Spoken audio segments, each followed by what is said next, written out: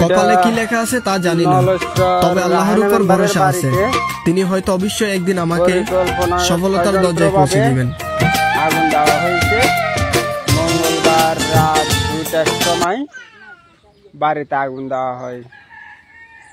ওই অগ্নিকাণ্ডর মাঝে তাহার গরু, এই যে গরু ঘর, একটা গোপালীয় গরু ঘর ছিল।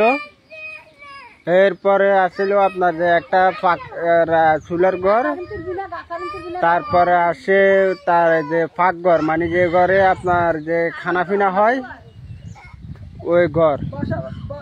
এরপরে তার আরো অনিষ্ট হয়েছে, যেমন গাছপালা অনিষ্ট হয়েছে, তার ভিতরে যে নারকেল গাছ, তার বসত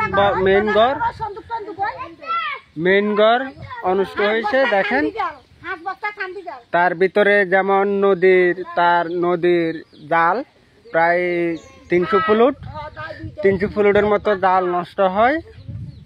এরপরে আরো ঘরের যা জিনিস যা আছে দেখতে পাচ্ছেন যে সবগুলা কিনা পুরি বসে গেছে। তো এর জন্য আমি, যারা এই অগ্নিকাণ্ড ঘটাইছে, আমি আমার পক্ষ থেকে নিন্দা জানাচ্ছি। তাই সকলকে বলবো আপনারা সবাই এটা নিন্দা জানাবেন, যেহেতু এরকম ভাবে কেউ যেত এরকম ভাবে আর এরকম করে কারো দুর্ঘটনা না ঘটে, এমন কেউ যেত কারো বসত বাড়ি না হারাতে হয়। তাই এর জন্য আপনারা সবাই প্রতিরোধ করে তোলেন, নিন্দা জানান। কারণ এর ভিতরে ওনার শত্রু হয়েছে 2জন। তো তার মাঝে আপনার একজন হচ্ছে অগ্নি যে জলদস্যু, যে আপনার 3 নম্বর ওয়ার্ডের, যিনি বিএমপির নাম বেশি, সার্টিফিকেট বেশি, ধান্দাবাজি সাদাবাজি করে, জলদস্যু মন্নান ডাকাত। আরও আছে তার সহযোদ্ধাকারী এলিম। তো এই কাজটা একমাত্র উনি করছেন। তো এর জন্য আমরা শক্ত হাতে সবাই প্রতিবাদ জানাচ্ছি, নিন্দা জানাচ্ছি তার সাথে সাথে। তাই আপনারা সবাই ঐক্যবদ্ধ হয়ে, যেহেতু এরকম ধরনের কাজ আর না করতে পারে, তার জন্য আপনারা সবাই, দেশবাসী সবাই সতর্ক হয়ে যান। এমন আমাদের দলের বিএনপির নাম বেশি কেউ যদি কোনো ভবিষ্যতে কোনো সাদাবাজি ধান্দালি করতে চেষ্টা করে, তাহলে উনি যে হবার আশা হবে, আপনারা আগে এক ধাপ জুতো ফিরে, এমনকি জাড়া ফিরে জনগণে করবেন, তারপরে আইনের হাতে উঠে দিবেন। জানা মারবেন না, আইনকে নিজের হাতে তুলে নেবেন না। তাদেরকে পঙ্গ করে আপনারা আইনত ব্যবস্থা দেন, কোনো সমস্যা নেই।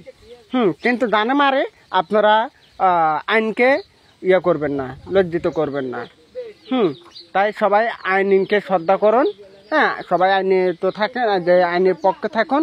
বাংলাদেশ গণতান্ত্রিক অধিকার অনুযায়ী, যেমন আমাদের রাষ্ট্রীয় ভবনে যে আইনটা আছে, যেমন গড় পোয়া অনুযায়ী যে শাস্তি ওনারা পাওয়ার দরকার, ওই শাস্তির জন্য যেমন যে আশপাশের মহল্লা গ্রামবাসী সবাই আবেদন জানাইতেছে। তাই আপনারা এর প্রতিরোধ কি জানাবেন, সেটা আপনারা কমেন্ট বক্সের মাঝে কিংবা ইয়ার মাঝে আপনারা জানাই দিবেন, শেয়ার করে একে অপরকে ছড়াই দিবেন। এটা আপনার যেমন, কারণ ওই মহিলাটা তিনি এখন বর্তমানে, যে উনি আজকে যদি ধান্দালি সাদাবাজি করতো, তাহলে উনি আজকে এই সম্পদগুলো হারাইতে হতো না। কারণ ওরা ব্যাক টেস্ট নিতে পারতো, ওরা সব কিছু পাইতো। কারণ এই মহিলাটা বর্তমানে আছেন, যেমন আমাদের নোয়াখালী 6 আসনের হাতিয়া থানার মহিলা দলের সহ সম্পাদক পদে আছেন। তাই ওনার উপর উনি যেহেতু মানে ধান্দাবাজি সাদাবাজি এগুলো উনি প্রতিবাদ করে দেখি আজকে ওনার বাড়িতে আগুন দেওয়া হয়। রাত 2টার সময় জলদস্যু মন্নান ডাকাতের লোকজন আসি বাড়িতে আগুন দেওয়া হয়। এরপরে ওনার বাড়ির আশপাশ যারা আসছিলেন মহিলা পুরুষ, তারা আগুনকে নিয়ন্ত্রণে আনে, তারপরে ওনারা আগুন বন্ধ করেন, আগুন নিবান। তাই এটা আমি দেশবাসীর কাছে আহ্বান করব, আপনারা এর জন্য, যেহেতু এরকম কোনো দুর্ঘটনা কেউ যেহেতু আর শিকার না হতে হয়, এর জন্য আপনারা সবাই ঐক্যবদ্ধ হয়ে প্রতিবাদ করেন। তো সবাই ইনশাল্লাহ ভালো থাকবেন, সুস্থ থাকবেন। যে বাংলাদেশ গণতান্ত্রিক বিএনপি রাহেনা মেম্বারের, নোয়াখালী 6 আসনের রাহেনা মেম্বারের প্রতি সবাই খেয়াল রাখবেন। ওনার যে রাজনীতি বাস্তবায়নের দিকে ওনার স্বপ্ন আপনারা সবাই এগিয়ে যাবেন। এই কথা বলে আমার কথা আমি এখানে শেষ করছি। বাংলাদেশ জিন্দাবাদ, তারেক রহমান জিন্দাবাদ, শেখ জিয়া রহমানের উমর হোক।